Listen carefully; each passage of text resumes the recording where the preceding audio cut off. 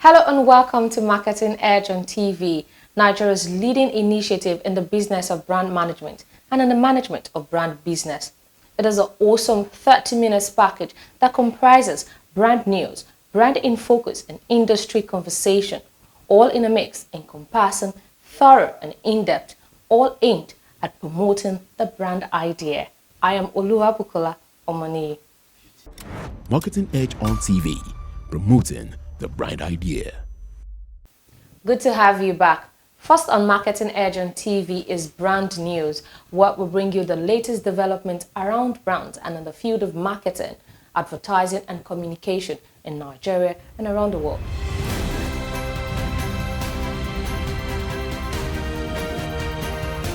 Now on brand news. Following the low turnout of Nigerian creative agencies at the recently concluded Cannes Lions Festival of Creativity in France, Steve Babeko, Chief Executive Officer of Extreme Ideas and President, Association of Advertising Agencies of Nigeria, has attributed Nigerian agencies' scanty representation to the incessant fluctuation in foreign exchange as well as the global economic headwinds. Speaking during an exclusive interview with Marketing Edge on TV, the seasoned ad man averred that the noticeable absence of Nigerian agency at this year's Cannes was more of economics than any other reason. Apart from the low turnout of Nigerians at the event, even the low turnout of entries from Nigeria, purely economics.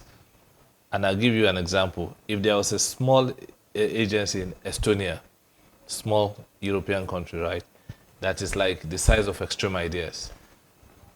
They are billing, they make their money in euro, right? If their entry for Cannes Lions, I don't know how much it is for one entry, if it's 500 euro or 750 euro, as the case may be, they've earned money in euro, so they are doing one for one. Now, let it get to the turn of a Nigerian agency. They've earned money in Naira. They have to do 850 or 900 to 1.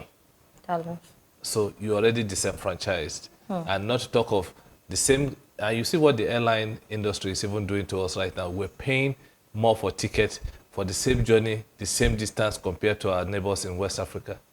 So that already has put us in a back foot when it comes to being able to afford the kind of resources that would help us be majorly present in some of those festivals. Global beverage giant, the Coca-Cola Company, has released its half-year report for 2023, showing a strong and continued momentum in a dynamic operating environment. According to the company, its net revenues grew by 6% to $12 billion and organic revenues by 11%. It adds that its revenue performance included 10% growth in price and mix and 1% growth in concentrate sales. Coca-Cola says its concentrate sales were 1 point ahead of unit case volume, largely due to the timing of concentrate shipments.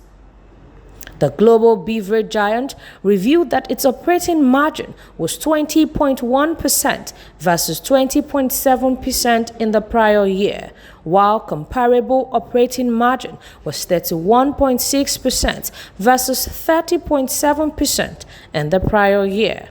It noted that operating margin decline was primarily driven by items impacting comparability and currency headwinds.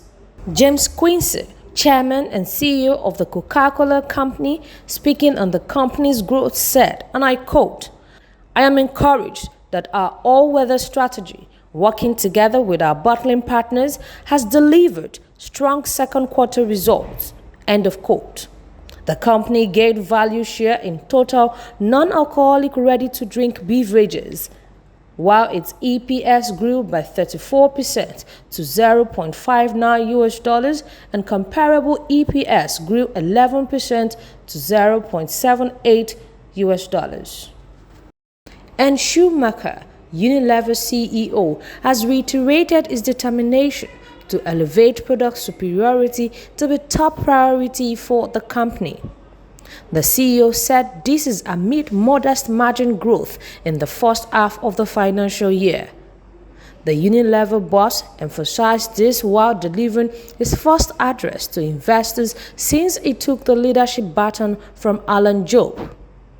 I want to see more of our products performing better than the competition, Schumacher emphasized during a recent investor call on July 25th. Meanwhile, Unilever's latest result showed that less than half of the company's business, which is 41%, was winning share on a rolling 12-month basis, reflecting the need for improved product performance in the highly competitive market. That was brand news. Next is Brand in Focus after this break. Marketing Edge on TV, promoting the brand idea.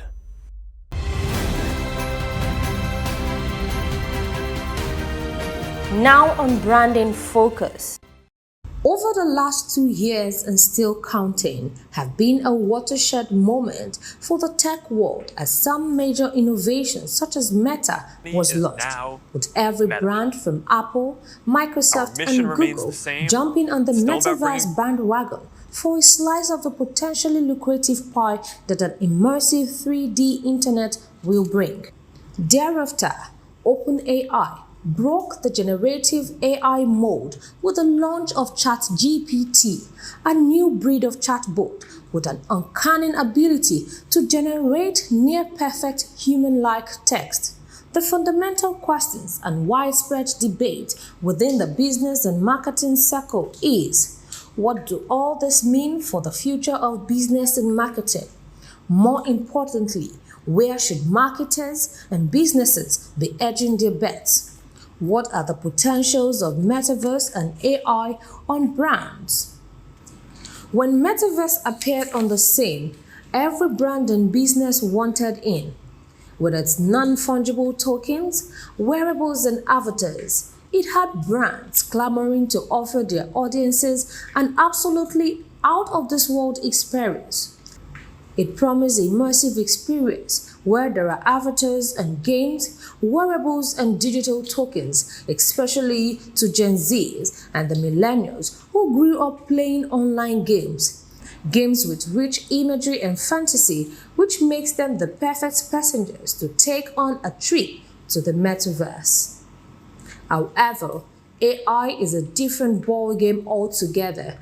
It has been said that AI will completely transform and drive marketing. Where there is a lot of data and a great need for personalization, AI can help shape better customer experiences and enable better predictability of outcomes. What's more, AI can do wonders with segmentation by splitting customers into various groups based on specific characteristics, gender, age, income level, interest, and a zillion other criteria. It can power the mapping of what will work with whom. In fact, AI can enable brands to connect with millions of prospects with 100 different variations of marketing messages and help them track and measure their effectiveness almost instantly. AI powers creativity with regards to design and content. Well, that was Brand in Focus. Next is Industry Conversation, where we have discussions with industry thought leaders who have distinguished themselves in the business of brand management and in management of brand business. We will be continuing our conversation with Akonte Ekina, the lead strategist at Absolute PR, just after the break. Marketing Edge on TV, promoting the brand idea.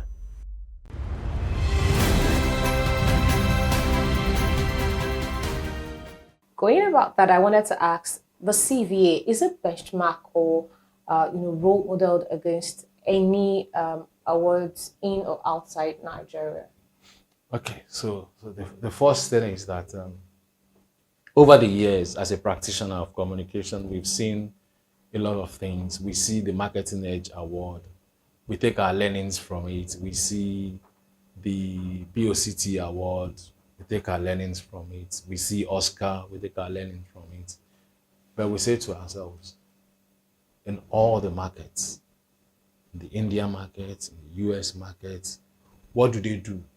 What they look for is empirical evidence. Do we have empirical evidence?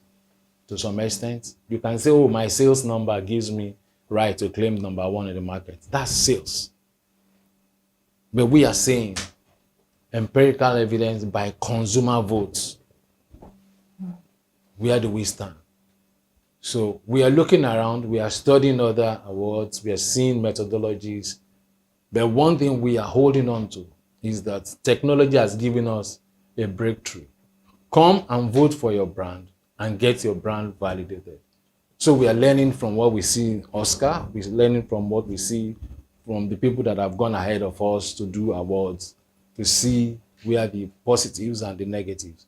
But one of the biggest things we think we have been able to catch is the fact that we can't go wrong with the numbers. If I tell you 10 people voted for you and you want to contest it, we'll tell you to go to the website.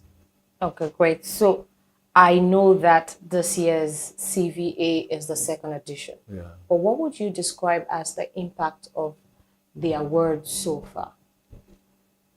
Okay.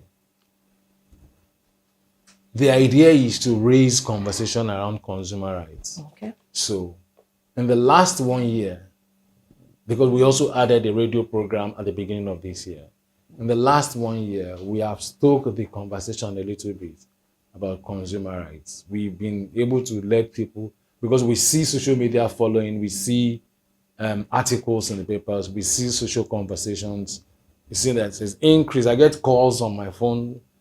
People are asking me about where is the address of Lagos State Consumer Protection Agency? What do I need to do about this? And that's what we want to achieve. We want to celebrate brand as a vehicle to getting people to know their rights as consumers. And I think that we are getting there. Okay, great. So talking about empirical evidence, like you mentioned earlier, what new insight has your team gained into measuring consumer perception of brands through those value words? Okay, so we realized that some brands all of a sudden get to what they call contentment and saturation and live in their past glory until they are shocked by their bottom line. And we realize that some brands also are very cocky and some are very arrogant about how they do things. And some don't even want to change their style. But that's not our business. Our business is to continue to observe the market and see the market response to introductory, There's a brand again, because I have to be careful about revealing some identities. There's a brand today that ordinarily from afar you will say is not doing anything. But my God, the brand is taking all the old names to the cleaners in that category. So us is that, look, any brand that is innovative and is chasing the consumer's pocket appropriately, because it's all about the battle of the share of pocket, from the share of mind and the share of shelf. If you chase the pocket of the consumer, you will innovate. If you don't innovate, then you stay on the shelf and you even lose in the shelf fight. So you can spend all your money trying to do all the noise making to win the share of mind. But if your product is not adapting to the pocket size of the consumer with what we are going through, you will be a loser in the marketplace. Great. That's a valuable lesson there. So I wanted to ask, to what extent does the CVA consolidate on efforts to protect consumer rights? Okay, so we started out with the consumer program on radio, and we do hope that as we continue to journey, we will have that space to do that consumer advocacy initiative appropriately. What we are doing now is just attempting to try and start the conversation. And by the way, there is a woman that we must commend, Mrs. Shola Salako-Ajulo. She's been playing a major role in trying to ensure that we even deliver the right set of message. She calls and advises. She even counseled us on the website on how to ensure that it's error-free and all those things. So we are getting feelers on how to do better. But we know that our biggest hope is having that platform that will consistently enable government to also play their role, because there is a Consumer Rights Act that I know that most people will say that, oh, I think I've heard, but they've not opened it. We need to engage them to see it, and hopefully in another next consumer rights event, we'll be launching a particular platform for the public to see. Okay, so I just wanted to ask about messages. As the award thrown up, any messages from brand owners, what are the messages populating, are brand owners responding to these messages? Well, I can say that with the calls that we've gotten, they are responding. We've gotten serious calls. People have called us to say, oh, who is behind it? And I said, why do you want to know who is behind it? What is happening is that there's something for you to be part of. If you are interested, be part of it. If you don't want, just ignore it. Some wrote to us to say, oh, we don't want you to measure us, pull us out of it. And we did that. The brand wrote specifically and said, we don't want you to measure us. Another set says that, can we validate what you are doing? I said, sir, there's nothing to validate. Just be looking at the numbers on the screen.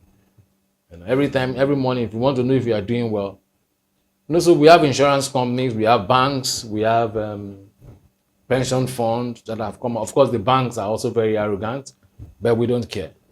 They have the worst set of service, but they are dealing with us like we don't have a choice. But you see, thank God for virtual banks, the fintechs, they are doing well, and they are taking them to the cleaners. Like I always say to people, that by the time the banks will realize what has hit them, Yes, we would have all moved to carrying our bank in our phones with all our zillions, and then they will have their big building with offices that are empty. Of course, they are brothers, but that's what's going to happen. with none of our money in it. Exactly. Okay, so I wanted to ask, the awards, was it facing any teething problems? What are these problems? What challenges is the award still facing? Okay, so And how are you dealing with them? the first thing is trust. That's the first thing. I hear a lot of people say, oh, can we trust your process? I say yes. The second is that we ourselves can't even trust the people that we are dealing with. The society itself lacks trust. We are struggling. There's a trust deficiency in our economy, in our political space. So we are not immune from many of those things. We are part of it. So in various spheres of our life, as a society, as a business, trust is deficient. So we are going through that battle of trying to establish sincerity amongst ourselves, sincerity of purpose first and foremost, and then sincerity of the dream and ambition that we have set. Because nobody gave us this assignment. We just woke up from somewhere and said, look, this is possible, Yes, and we are trying to do it. So what are the plans for the future editions of the Consumer Value Awards in terms of expanding the categories and participation by brand owners and consumers? Okay, so we are going to jump the gun by answering that question. Let's succeed again today.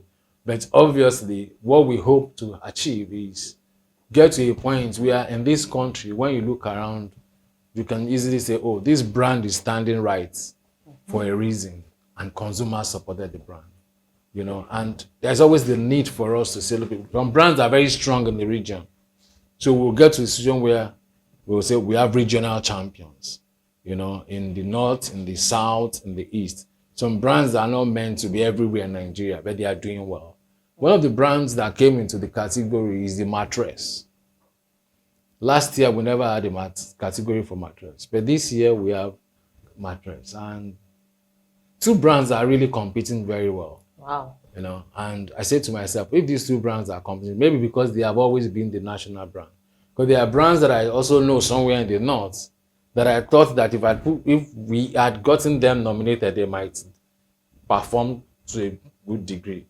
So we can't say that we are staying and doing national subjects and not continue to grow our number. So there is room for us to grow. I suspect that for us to have achieved 52 different categories of brands with 300 different brands, if we move into year 3, we will do another 25% on that numbers. Great. Okay, so I want to talk about the Consumer Value Awards and Absolute PR, your firm. So, is the Consumer Value Awards impacting on the vision, corporate standing, and fortunes of your agency, Absolute PR? Okay, so Absolute Real team are those that created the Consumer Value Awards initiative, and it's important to commend them for that. But the Absolute PR vision itself is just to try as much as possible to be one of the best firms in offering public relations services. So what we have done is to use these Consumer Value Awards to speak the language of the government, because it's a government responsibility to create platform to educate consumers. Understand? But if government is not doing it and have created an act that can enable us to play with those acts, I think the right thing for any business to do is to look for the opportunity to do that. So we have a brand exchange, which we have tagged the voice or the mind of the consumers with the responsibility to drive the Consumer Value Awards. So Absolute PR is only offering media services to brand exchange. Brand exchange is running the Consumer Value Awards. Great. Okay, so let's talk about PR industry where you apply your trade. What is your assessment of the industry in Nigeria in recent times? I think I always say the same thing. It's permanently evolving. Corporations are beginning to accept the strength of PR positively, and they are taking it wholeheartedly. So there is an improvement in various areas of practice, and the only challenge again is, like I always say, we are not different from every other thing in Nigeria. Everything in Nigeria is affecting PR practice. If you have anything good in Nigeria, it's affecting PR practice. If you have anything bad in Nigeria, it will go up on PR practice. Because ultimately, what PR does for a nation or for individual is to give you better conversations that increases and improves your sensibility and ownership. Okay, so let's talk about from your professional entrepreneurial perspective, how does the current state of PR practice? I know you said that anything good or bad in Nigeria affects the PR practice, but how does the current state of PR practice in Nigeria compare to contemporary advertising in Nigeria? Okay, we have always seen them as our cousins. We are not at par. I like to be very sincere. We are not at par. The size of PR itself includes advertising. But there is a challenge in the marketplace where people don't even see it like that. Because ideally, you can't be talking PR without certain elements of advertising. But with technology, like I told someone some recently, marketing technology has enabled us to even forget that there is a thin line between PR and advertising. Because what you do ultimately with any message is to win people, whether you are using the advertising tool or you are using various tools of PR. But marketing technology has created a situation where all we try to do is delivering value to that audience for the audience to respond properly. So whilst we are not at par, we have also enjoyed that situation where the line itself is blurred now between them. And if I go to a PR agency or an advertising agency, what I'll be asking is, what can you do to help my message get across to Mr. B in such a way that Mr. B will get, an HR company is talking to us, for instance. And what we've told the person is that if you're able to adapt X, Y, Z, you will see the results. Okay, so what would you say are the missing links in the growth and development of modern PR practice in this climate? In this climate. If yes, training, what are they? And if no, why not? Training, knowledge. That's a missing link. Training, knowledge. There are talents everywhere. But how many people will you see on the street that will tell you that, oh, I want to be a PR person? And if they are, where are the training places? Where are the schools? Where are the curriculums that, yes, can push people to say, look, this is what we need to learn to be able to deliver on PR? Great. So talking about the new narrative, what would you say PR agencies need to do to remain relevant and find new growth opportunities going forward? Okay, so maybe Consumer Value Award is a new growth opportunity for us. But what we all need is to continue to innovate. I did a couple of Q&A some days back, and I was telling somebody that, look, the big question is, what do I do that brings bread on my table? Have you heard the story of the gazelle and the lion? The gazelle, if it doesn't run as fast as possible, as it could, the lion will turn him to food. And if the lion does not run well to catch the gazelle, he will starve. So if you don't want to starve, it's that you run very well, not to be eaten, or you run well enough to find food. So you must innovate. As a PR firm, you must just innovate. You must create something that will engage in conversations between the public. Something that will make the coin to come into the bin. You have heard it all. It's all about you, the consumer. And we have been speaking with the lead strategist at Absolute PR, Akonte Ekine. Thank you for staying tuned to Marketing Edge on TV. I am Oluwabukola Omoni. See you same time next week. Bye.